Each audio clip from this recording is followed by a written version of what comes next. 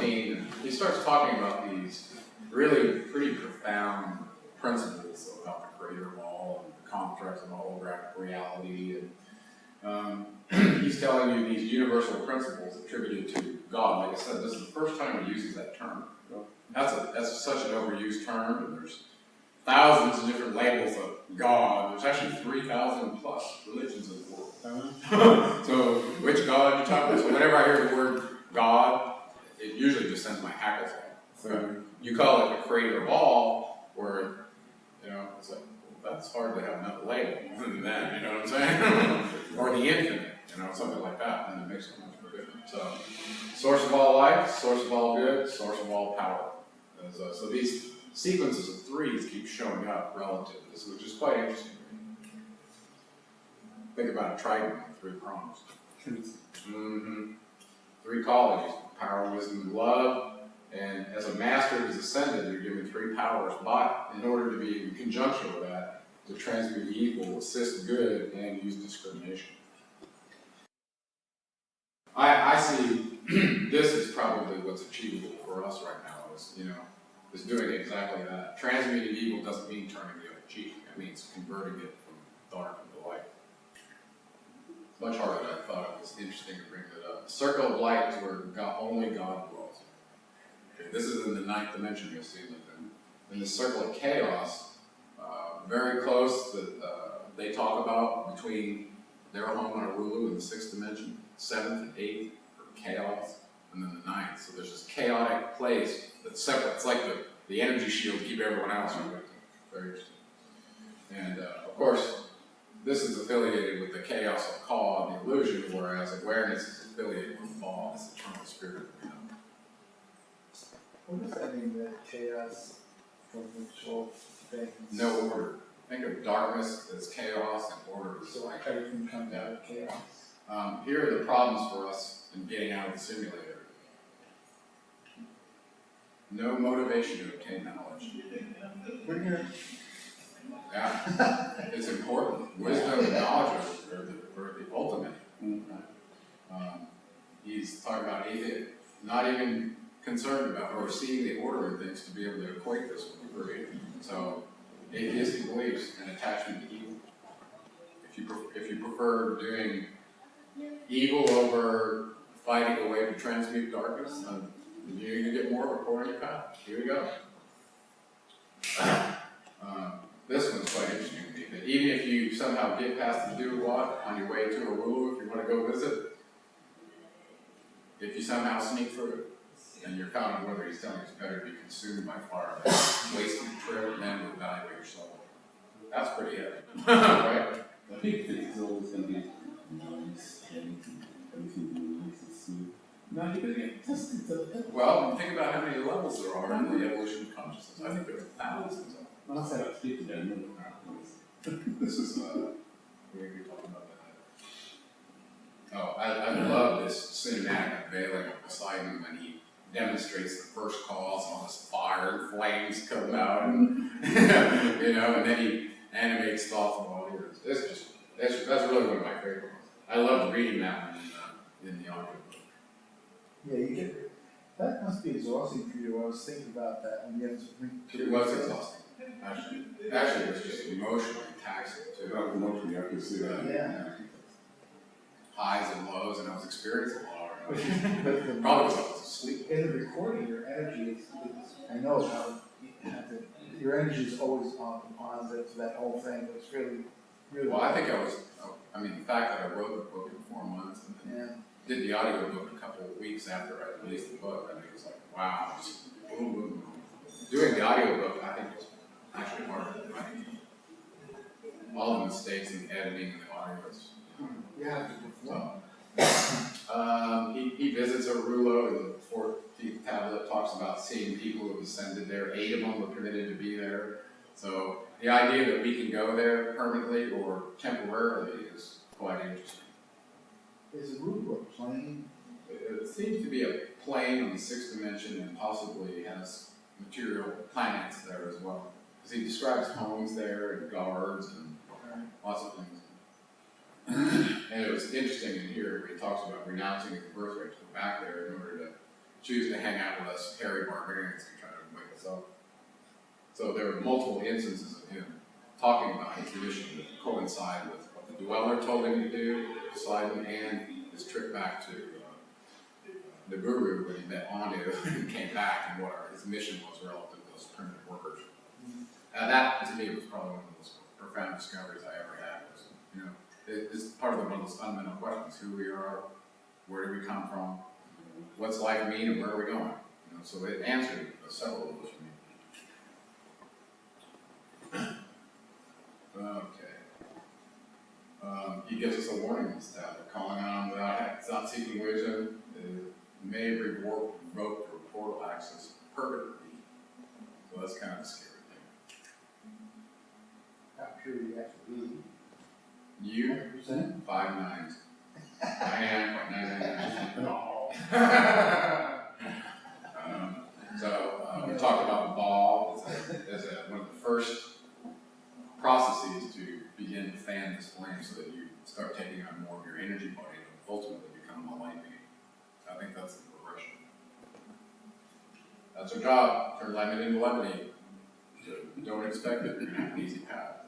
And the more intense of a mission you have, probably the more darkness before it comes. You know, I know. Talks about the composition, man, physical, astral, mental. There's a whole bunch of stuff in this thing. I'm going to probably just go through this very quickly. Casa talks about the energy flowing through your human antenna, your bones, which no one ever talks about, especially in Western medicine.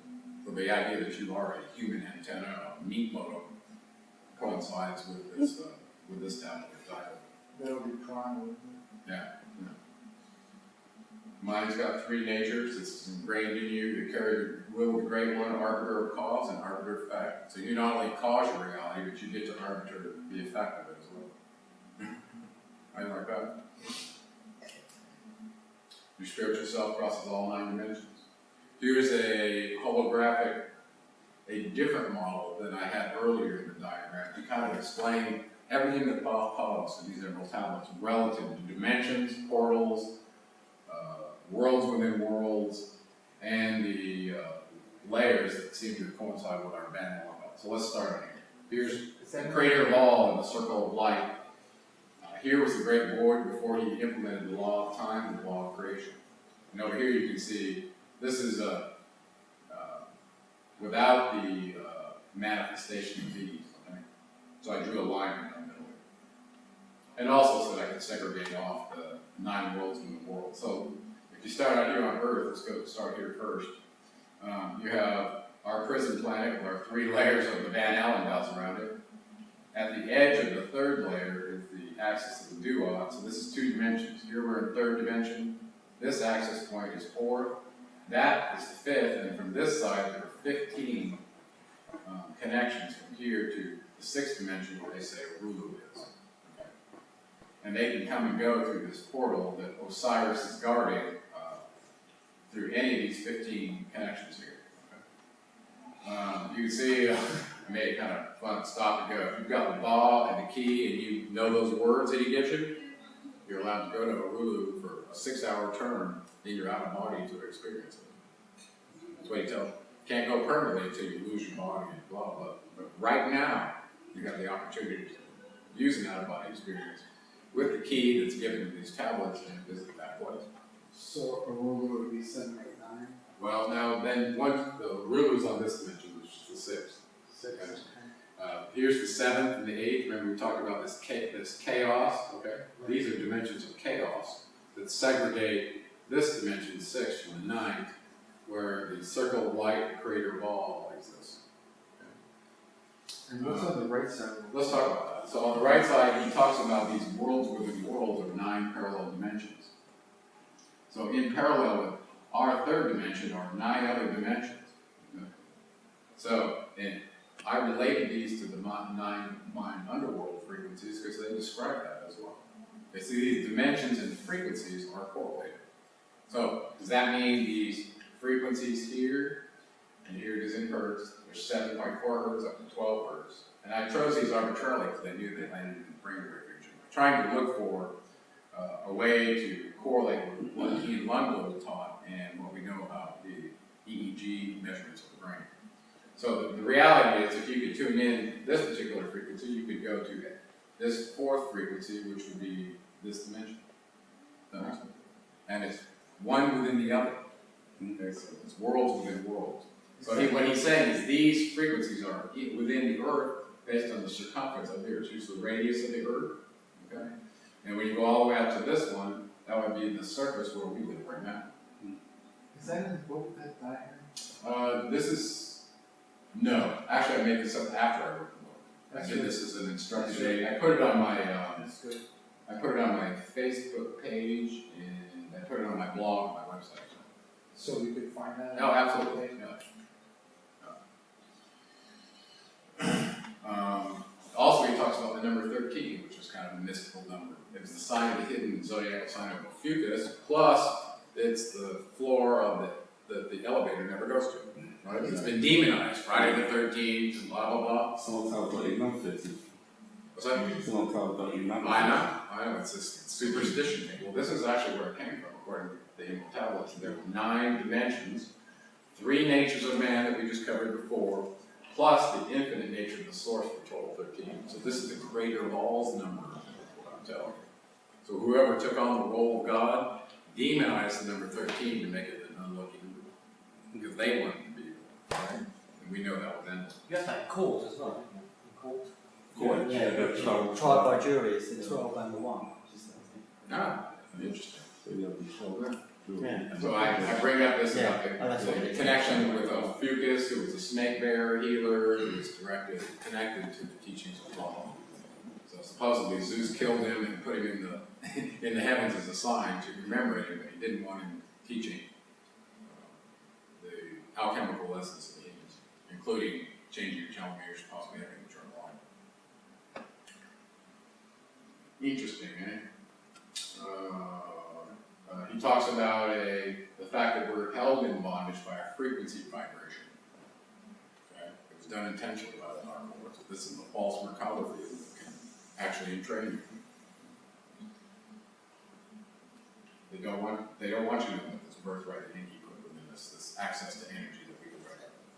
So that's been part of this evolution and battle over consciousness since the Garden of Eden, since our first avatar, for that matter. Is that a vibration of false field? Yeah. So there's a proper frequency coming from the flower of life, but they also set up a false one to try to overcome that. So that actually goes back to some of these military projects too, like what happened with the Manhattan Project and a few others. So they've been, Wow. I think Project Bluebeam might be part of this as well. Alright. We didn't talk. So here's kind of the energy field of a human, similar to what's shown as a magnetic toroidal field, like a magnet. This is actually the shape of the star tetrahedron, so you can see this 3-dimensional conjunction of these tetrahedrons. The word's right there, Merkaba. Yeah, exactly. There's the ka, there's the ba. Right. What's the murder meaning? Merging? It may be the emerging, yeah. I'm not sure. Well, I'll have to look at that word to see where it actually came from. Right. We should have had that picture before we did the meditation the other day, so you guys could see it. Actually, Chris has got it on video, and it's also on my YouTube channel, so you can actually, they give you the pictures, and they walk you through it, so you can play it and do it for yourself, so you don't have to. It's a really good way to learn it, too. Is that where we're gonna, you said we would be able to listen to what you did for us? Would it be on our computer on YouTube? Is that Oh, yeah, but I already have, this has already been recorded on YouTube, it's already right now. Yeah, but what I mean was, we all sat around and you walked us through the meditation. Right. We can hear that at home. Mm-hmm. Yeah. But where is it? It's on YouTube. Oh, it's on YouTube. Yeah, and we can send you the link I too actually if have you it on want a to. flash drive right here, anybody's got a computer on YouTube right now. So I brought it with me. It's not online, I have it on the computer. This is another holographic model that I use to kind of make it easier to see. This one shows the lower 14 dimensions. Our Earth with the portal, okay, with the outer dimension. Layers 1, 2, 3 of the Van Allen belt, or locales 1, 2, 3 according to Robert Roll. Here you can see the 9 parallel dimensions with our dimension, and it's very much similar to what I showed you in the other diagram, except it points it out a little bit differently, so you can see this cymatic vibration that created the law of time, and then you've got this law of matter. So those are the two things that really come from a greater wall in this sense is how does light create matter? And hopefully we get a chance to go through this light encoding the reality matrix. He talks about reaching the duat, how to get through. Dori Liloff. After a short time, you end up in an out-of-body experience, go there for 6 hours, and you visit Arulu. So taking these key words and putting them on a little cheat sheet, so you have them with me, so you can go, well, to preserve my conscious death, this one. To access out-of-body, this one. And I used to have just a single 8.5 by 11 piece of paper, I'd carry that around to try to memorize. And the dark words one as well. Should go back and sort of write the word down. Dor-E. La. Okay, got it.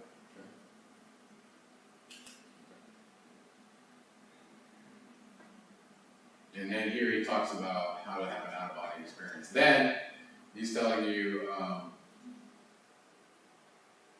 another word in order to cause yourself to have the out-of-body experience. And he goes, La il gam. So when you hear that, you may have to try it a few different ways by taking each syllable and maybe doing it like a mantra, not just pronouncing the word. So play with it and see what makes it resonate in your mind. And if this is too hard for you, go get Robert Monroe's book and read about chapter 16, I believe it is, where he starts talking about the process to get relaxed, how to get to the borderline dream state and to do this. That's how I learned it as a 17-year-old. And then I saw Klaus' method, so that one's more familiar to me, and it's kind of an easy thing to lose because you fall asleep and then not be able to do it at all, right? So the idea of having a nap before you try it, so you're refreshed, possibly being in a seated position, so you're doing it from an upright position where you're not going to fall asleep. But if you're going to lay down and do it, usually being refreshed, having a nap first really helps. So you don't fall asleep. Exactly. Alright. So the whole idea is staying in a mental state where you can visualize something and stay internally, narrowly focused long enough that the body starts going to sleep. But then when you get to that place where you're just at the place where you're experiencing it, but you then unfocus narrowly and allow it's almost like staring at something and then allowing your eyes to go unfocused and letting your peripheral vision take over versus your fovea centralis being focused right on the center. See what I'm saying? Right. This was his next book, and then he wrote another one called Ultimate Journeys, which I haven't gotten all the way through yet. But the first book, Oddly Enough, talks about leaving the body, visiting the duat, and then he tells you what to say when you get there. I am the light, in me is no darkness, free am I from the bondage of night. Open thou the way of the 12 and the 1, so I may pass through the realm of wisdom. What is it called, the one? The 12 houses of illusion of the duat. Here's the sit-up method. That's the, I guess, float straight up method. This one happens to you, I think, when you end up in REM sleep and you don't even realize that you could potentially leave your body. I've had that one. Have you? One there, Yeah. That one is actually my favorite. That was my favorite. I started rotating. Mm-hmm.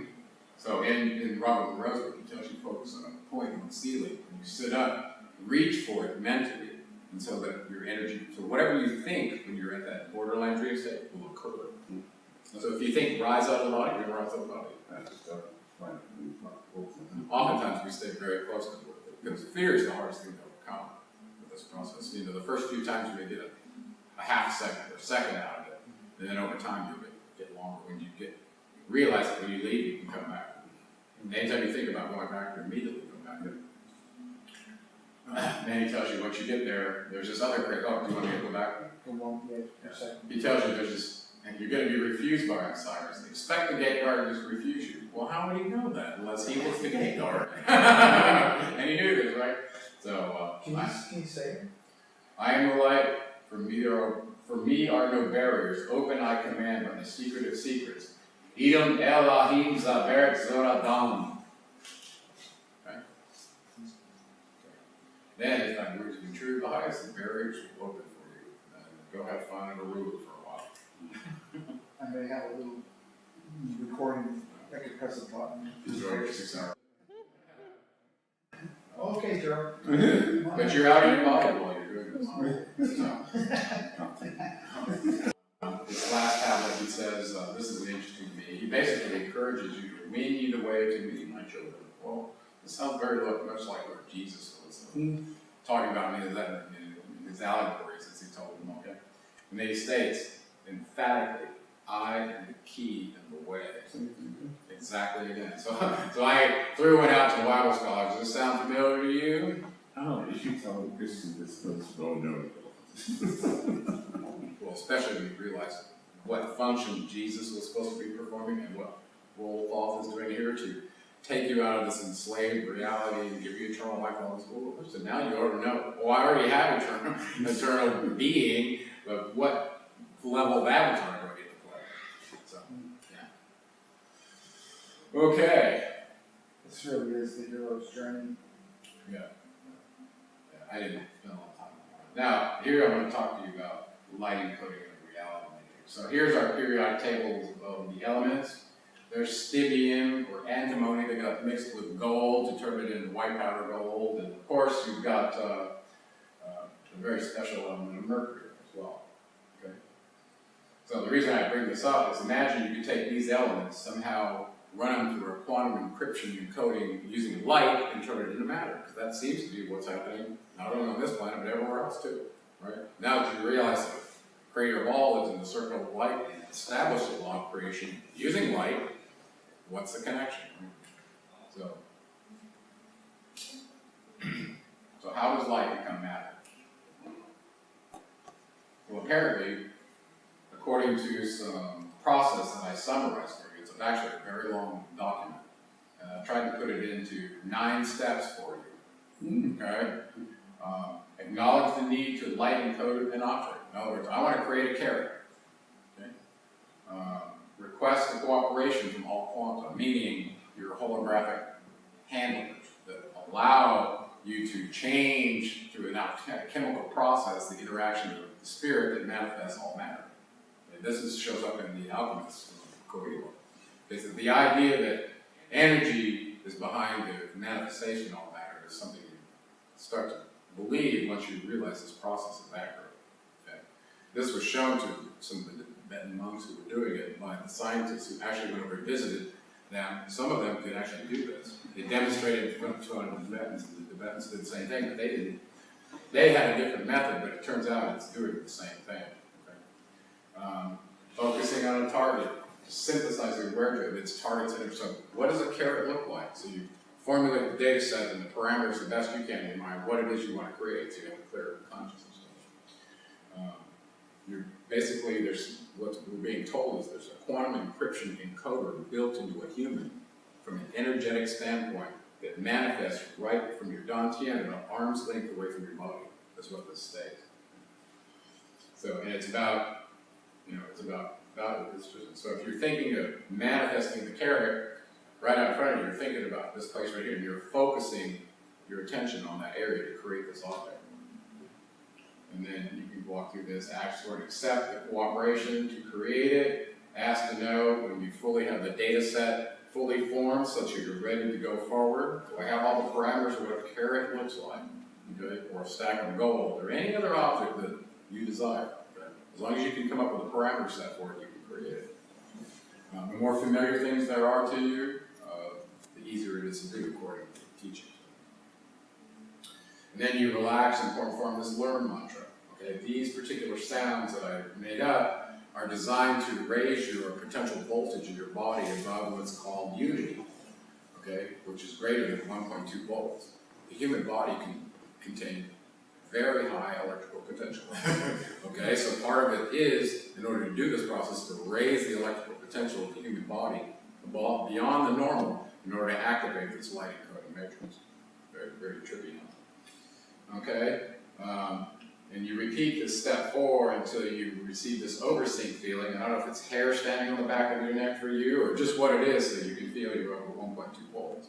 Some people may have a digital oscope where they can connect themselves and say, okay, what voltage am I at right now? It's true that when you walk barefoot on Earth, then you go to 0 because you're earthing yourself out. Well, it depends on, if you're on the rug, probably not. Yeah. If you're on the If you're- tile, marshal. But if you're actually in the Yeah. dirt, it's moist, good connection, like a grounding rod. It's not good because I'm Yeah. raising it. No, that's good. No, that's good. Well, the bottom part is one potential. Remember, we're talking about a negative pole down here and a positive pole up here. Okay, repeat it until you get the knowingness of overseeing. Tell the body to continue increasing the capacitance beyond this threshold. Okay, that's the next part. So I put all the verbs kind of in bold so you can see where you have to do something, right? Okay. And then you're going to shift your intention from a narrow internal focus on this thing you're trying to manifest into a broad internal, kind of like letting your eyes go and focus, and keep amplifying this overseeing feeling. Okay, so it kind of feels like Qi. Anybody who's ever played Tai Chi or Qigong, or even you know what I'm talking about. So it feels a lot like that. Now this cage area is the area of arms length away from your body, where you're trying to manifest this thing. Okay, and this is your quantum potential encoder that's built into you, that's using light through you and energy to manifest something into the material world. Isn't that true? So at this point, once you have gotten above overseeing and you feel like you're ready to do this, I guess you just keep calm, manifest it, and then once it appears, you reach down and retrieve it. And then thank the quanta for their cooperation. And in the documents, it talks about not desiring something that isn't necessary for you. So if you thought, 800 pounds of gold is necessary for you, the quantum may disagree depending on your path. So starting out with pragmatic things that are part of your mission gives you a lot more potential to make it happen. I'm still practicing this. Where, do we have this chart anywhere? You don't, but I'm going to give it to you. And actually, there's a whole document that was written to support this, and I just gave you the summary. Are you gonna email that to us? Sure. Is that on your thing? I would love to see this. But just know, I will stay in touch with me and I'll give it to you. Just know that this is unique to me. So you got to sit down and come up with about 30 of these, and maybe make you a set of beads, and each one has a word. You go through it. It's like a mantra. In order to, and those sounds have a lot to do with resonating your internal frequency, so that you can achieve overseeing unity. This is going to take a lot of practice. You may never even achieve this in your lifetime, but if you do, we'll Imagine. probably make a video. It'd be great, it'd be a great way to build your own energy. Exactly. So that's where Kristen and I were working toward. That's one of the reasons why we're focused on our own internal energy, because listen, this is the power built on right here. Remember from the document, creating, manifesting with your mind? This is it. But it's on your site. Was that? It's on your screen. Well, I'm going to put this in a PDF. And I'll even give you the source document if you're inclined to read it. It's very heavy science. So it was hard for me to coalesce this down to 9 steps. I'd be happy with this. Yeah. That'll do. Yeah. It's amazing, isn't it? Yeah. Let's see where we are here. You might be on to the next part. Okay, alchemy past and present. I'm not going to spend too much on this. We've talked a lot about. So the Magi card in Egypt and Tarot is the ball. And so does Magus card in Europe. Hermeticism and Gnosticism are very interesting to me because they're both from ball. Let's see what else we can cover here. I thought this was interesting if you want to go look at Exodus 32:20. These two authors, in particular this one, this is a great, easy read about the alchemist. It really will hit you between the eyes and inspire you to continue your process of initiation with the alchemist. And this guy, it's a hardcore book about alchemy where he talks about the prerequisites to have this experience, which is the golden thread for all time, is this wisdom, this knowledge, is that seekers get access to this and they find out about it where others don't. So when you start having an experience with the premier alchemist Thoth himself, there'll be no denying that you're on that path. And it's an amazing path. What's the title of Pat Marlowe's book? Paulo Coelho's book is The Alchemist. I have pictures of both their books here. What's it called? I'll show I have a picture of the books on here. Oh, Okay, there was Thoth and his tarot cards where he encoded the continuous law of creation into a game of dice. Okay, it became our 52 card deck. Right? Well, that's why he did it. So those that are interested in studying tarot, I would recommend Lavalier's book, Genesis of the Cosmos. Very profound book where he dives very deep into what each of these mean. I didn't realize the tarot's that old. It's the Egyptian tarot. So basically, it's the continuous laws of creation from the scientists in Egypt that encapsulated into these symbolic cards. I always thought it was like a fortune teller game thing. Who made those cards? Well, there's different versions of it. This What was one, the best one you said? I actually like the Egyptian one better than the European version. The European ones look different to me than the Egyptian ones. Did I buy a special company or? There's a lot. You can just go online and look and see. They're actually all online. You don't even really need to buy them if you don't want to. But I like the ones in Lavalier's book, Genesis of the Cosmos, because he talks specifically about the laws of continuous creation that are connected back into the Isis, Osiris, Horus myth. Okay? So the idea of law of continuous creation. Now think about what I just showed you, the light encoding the reality matrix. And he's using this process in the power of real time to create. And along comes the destroyer to wipe it out. So they always operate they're working together to create a balance between creation and destruction. Kind of like Shiva and, is it Brahma? Yeah. Creating and destroying. Creating and destroying. There was a picture of Thoth with his caduceus. Notice the Egyptian ankh up there and the sign for Mercury on top. Kind of crazy. Gnosticism, if you ever look into that, you realize they're talking about the kingdom of heaven is in, the external world is controlled by dark lords, and you can transmit it very much exactly like what was taught in the Upper Tablets. I think that's why they ended up getting railroaded by the Middle Ages church, because they were connected to Paul.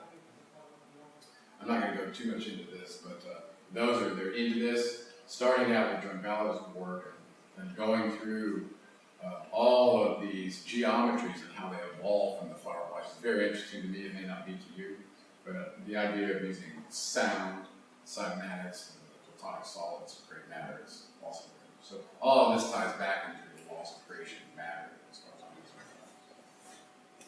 concerned. We have significant connections back to Atlantis and their connections to the children of Lamech, who took this Atlantean wisdom and encoded it on two pillars, one impervious to water and one impervious to fire. This got perverted in Europe to being the offspring of the Enochian tradition instead of the Lamech tradition, which broke this link back to Thoth the alchemist intentionally. So I think the Masons originally were started by Thoth. He was the great architect, showing the compass and the ruler. But because of the infiltration by the Emilites through the Illuminati, they've been at war. So these secret societies are going back and forth and infiltrating. It makes it very, very included to who you're involved with, right? But we know the Illuminati are venerating Lucifer. Now, is that good or bad? Lucifer means bearer of light. Is that good or bad? So, who was telling me about that book, Lucifer's Hammer? That was Patricia. Patricia, yeah. So for some reason, there's something in that that's important for me, and I kind of caught me today, and I'm going to look at that. But there is a direct connection between the Masons, alchemy, and Thoth. Okay. Just like I think I showed you. I think I'll show you here a little later. If you look at the streets of Washington, D.C., Boston, right there. This was pretty neat recently. We're kind of getting into what's going on in the world. They recently found some orichalcum. These divers did from Italy. So, and it turns out that metal is not even on the periodic table of the elements. Because in the documents they describe having mined it all out of Atlantis and it was gone by the time the Greeks came around. So that's a mystical metal? Or some crazy metal that they were making breastplates out of. It's it has amazing properties as well. Alloy of some sort. Yeah, well this particular one they found, I think it was an alloy. It wasn't the real thing, but it was marketed as having found the legendary metal of Atlantis. The twin pillars of Atlantis were supposed to be made from orichalcum. I don't know why I put this in there, temples of light. Where did you get that picture? I'm sure I got it offline, but I really liked it. Oh, look at the picture. Yeah. Thought they're laying it all out for them. So this is an alchemical allusion way back in history to smelting gold, adding antimony, and creating this talcum-like powder that has amazing superconductive properties. There's a couple of products that Krista makes. One of them is an M3 and one's an M1. So M has to do with the monoatomic element source. And then you'll find that stands for orbitally rearranged monoatomic element. Some basis we get told we like the hero story over and over and over and over again. Guess what? Because it was encoded in all of us to be the hero in our path. It takes courage to overcome your darkness, right? So and that's why I think we're drawn to the hero stories over and over again. All the different contexts we have. I think the Hunger Games pushes this concept of the holographic limits to a boundary such that entities are manifested into the reality that can actually kill you. Right? So all of a sudden, you start thinking about the light encoding of the reality matrix. Is this possible? And if that's true, that they can do it with those entities, then you're an avatar too. Because they're operating in basically the same parameters that you are. And I thought this was a really neat one. They're exploring these worlds and some of these concepts that we've been talking about. Being in a simulator, well, you thought you were creating a simulator, and then find out you're in a simulator as well. That's pretty neat. Is that what? The 13th Floor is a movie that I really recommend. Yeah, it's a few years old. And here's that number 13. So I was thinking.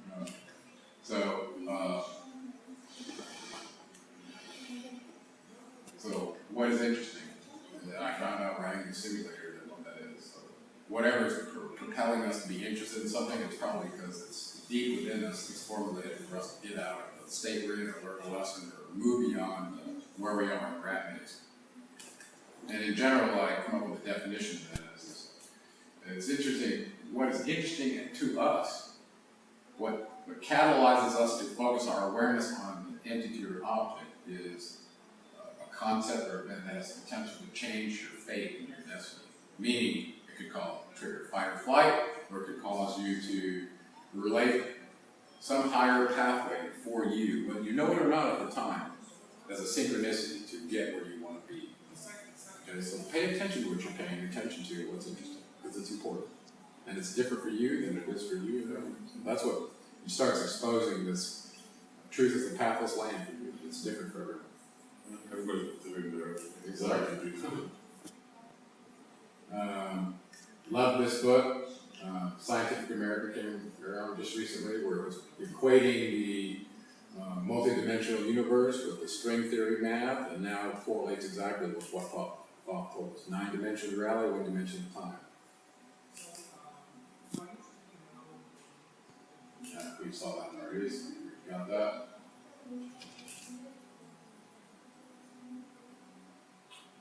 I real quickly go through and show you how you can use an object-oriented program to create a template for an entity to throw in your simulator and give it the parameters to have it choose light over darkness or do whatever. Okay, so there's a simple class program. I can do instances of that and put all these entities in my simulator and send them on their missions. Okay, so this is how object-oriented programming allows you to do that.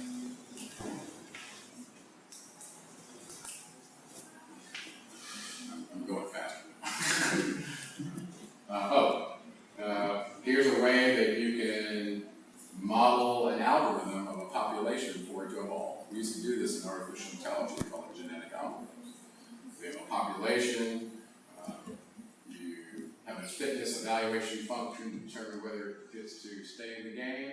If it does, it can reproduce. New Atlantis, if you read Thomas, was it Bacon? He wrote a book on the New Atlantis, and clearly identified the connection from Egypt to establishing it in America. So it has a significant precedence, and if you look at what some of the early founders in America did, they were clearly on board with this.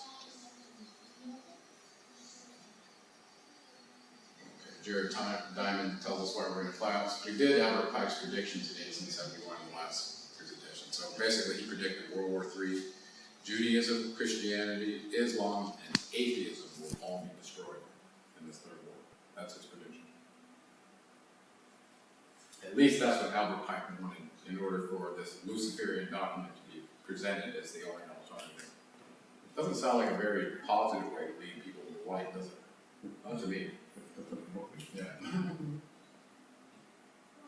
There's Jared Diamond's book, Collapse. Notice what's in the picture. Quite interesting. And this one actually, while I was reading that book while I was on my way to Istanbul, really blew my mind to realize that I was stepping back into the old reality.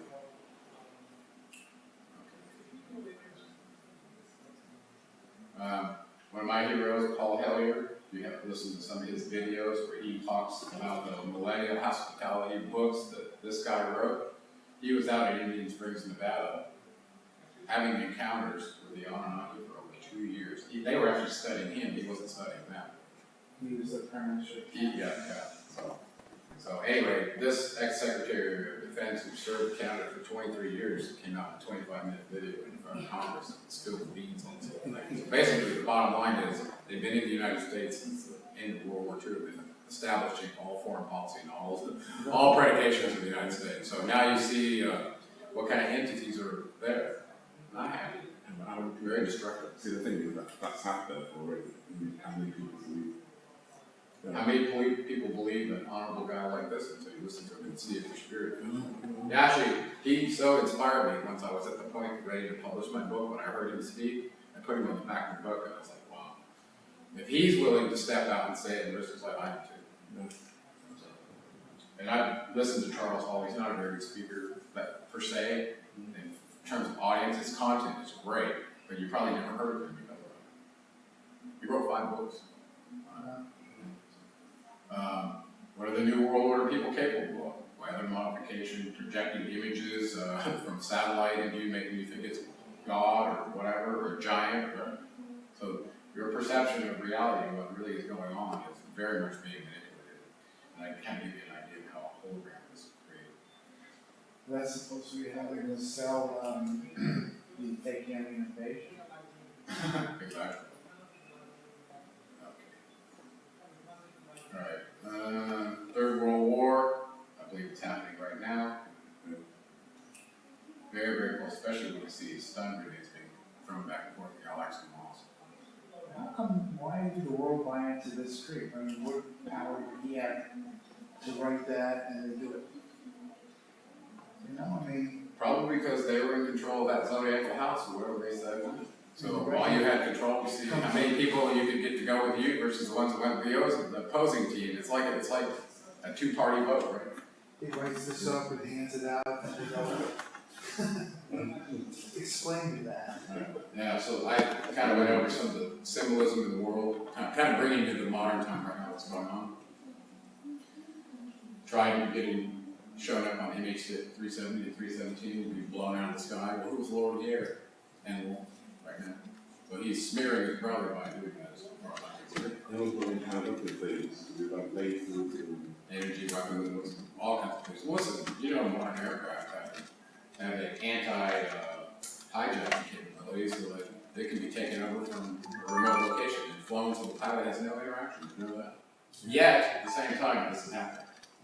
What is NH370 mean?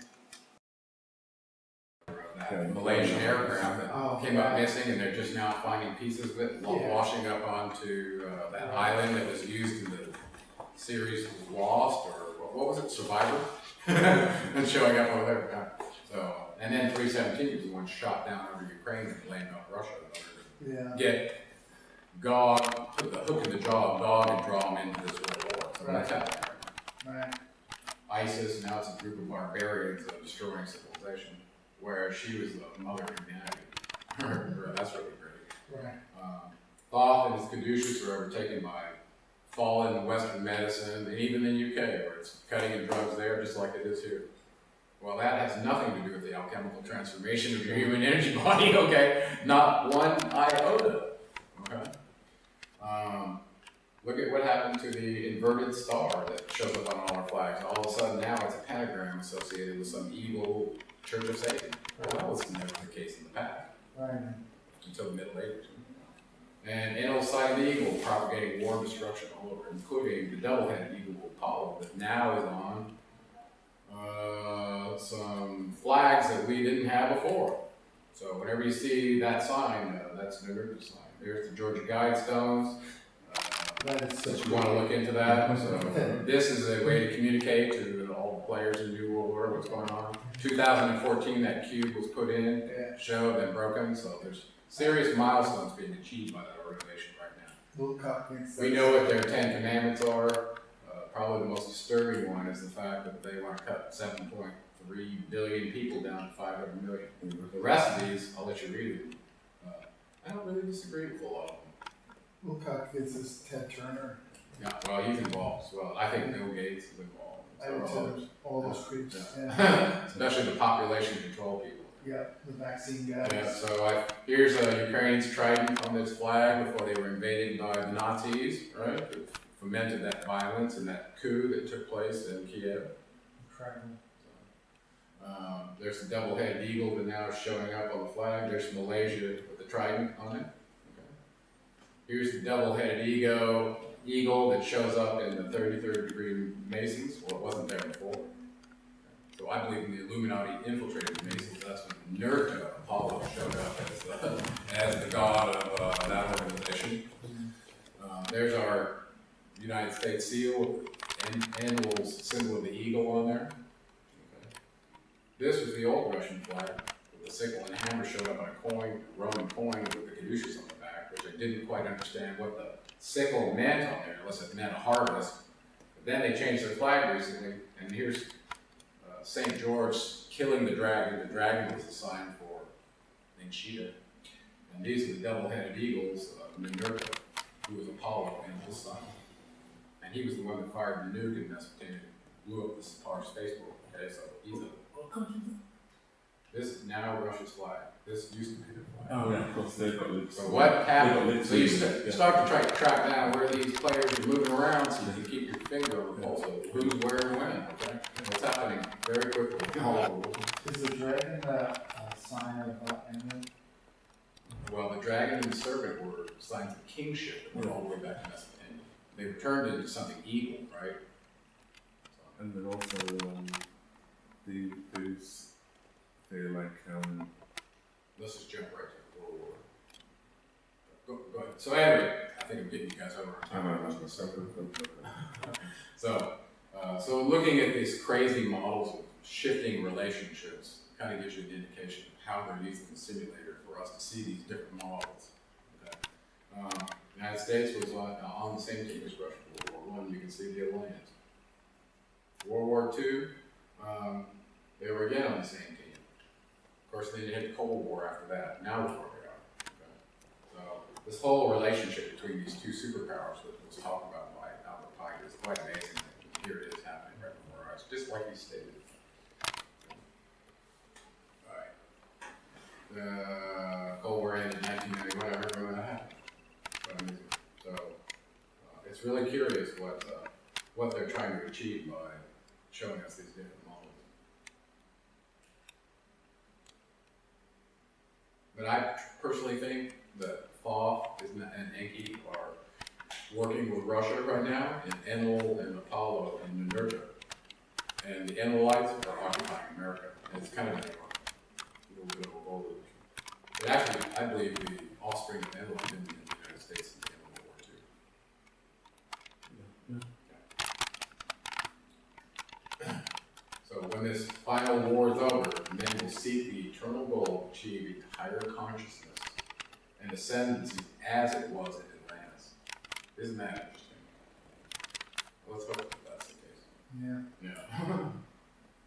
I talk about some of the new things that are available now. We won't spend too much time on this.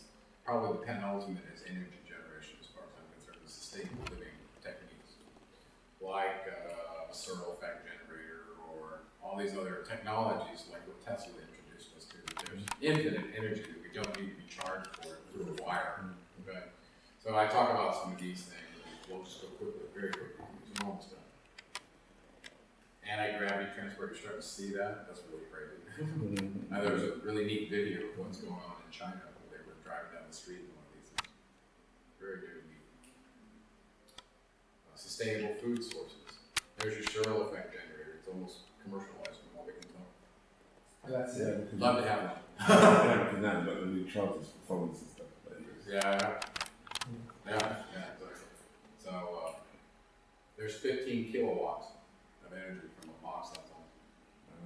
I'm sure you can't actually get it. Where? No, you can. You can? Yeah, I can use on I could order I've been it. on the news and stuff. Yeah, a couple of the really big companies in the States have ordered. Yeah, see, I believe you can order. Yeah. He's one of the first people to be able to commercialize. Here's this Boeing patent on the energy shield I told you about. So now we're actually able to do what Thoth was talking about, building a shield from the pyramid by concentrating the energy all at once. We can do that now. Here's a patent on the space elevator. It's 12 months called Thothapps.com. So it looks like Thoth may possibly be in Canada. Or at least have some company he started. Talk elevator. Isn't that weird? That is weird.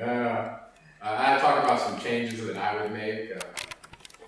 We won't, these are in the book, but energy independence, anti-gravity transportation. What else? Free food. Personal responsibility for food production.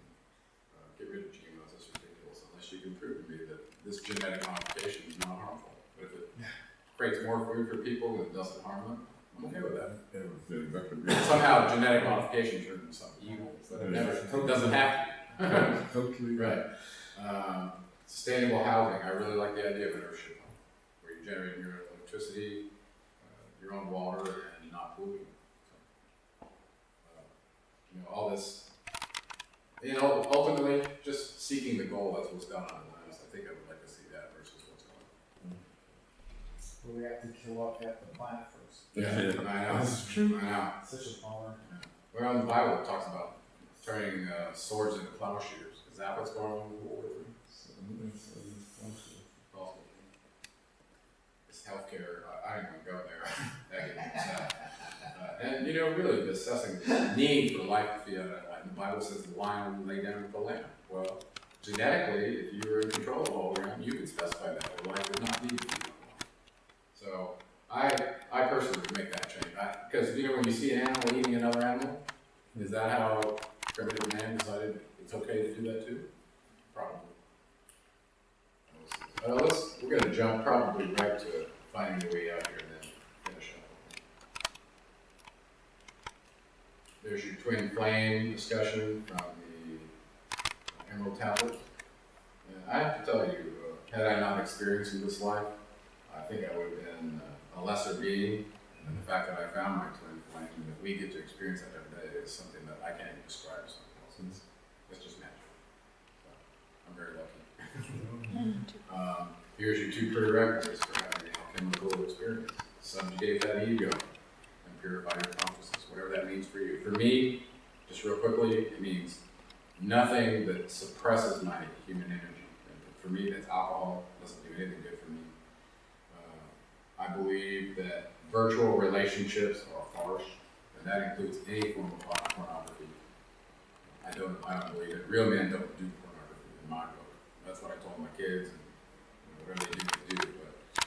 But have I been down that path? Yeah, but it didn't take me to a higher place. So if it's not taking me to a higher place, it's in my way.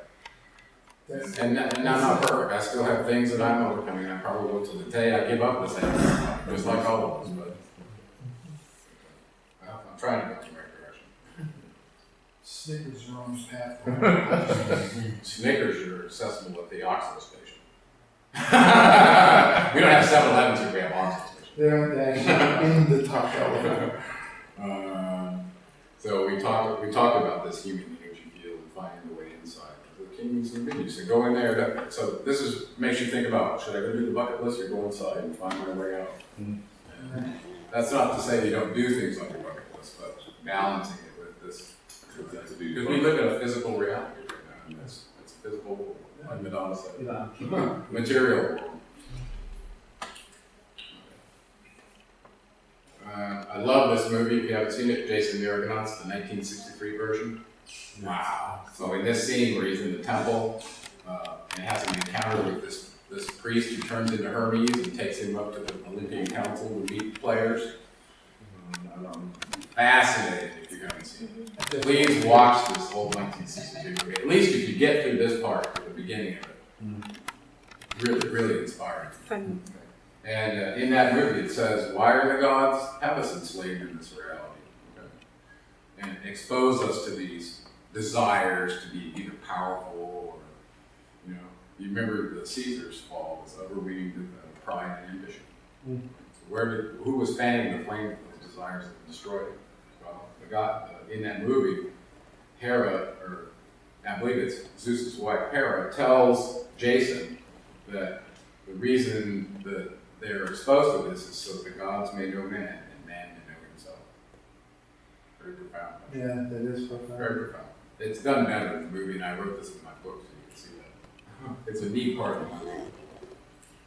And it's talking about where the Polias was just invading the Thessalonian kingdom to overtake this rulership, and he killed these people and then killed the sons of and daughter of the king in order to make sure that his offspring would be the ruler. He didn't want to be challenged. And, so that's when she said, why? He goes, but Zeus told me this, you know, you did it yourself. Well, why? So that the man may know himself and the gods may know. The gods may know you and then they may know you. So it's an evolution of consciousness. That's where we need like. Okay, so he gives some prophecies in chapter 12. We're all going to become light. We're all going to move back to the light. We talk about great warfare. I think it's happening between us right now.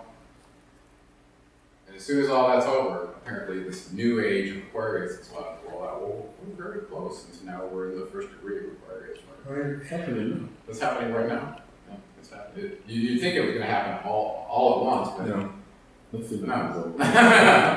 Yeah. So in the idea of this tribulation in the Bible, it talks about it taking 7 years for this transition to happen. Well, when did that start? This is spooky shit. I know. So the idea of continuing your avatar mission in this current form, we want to do that. All life wants to preserve its own life.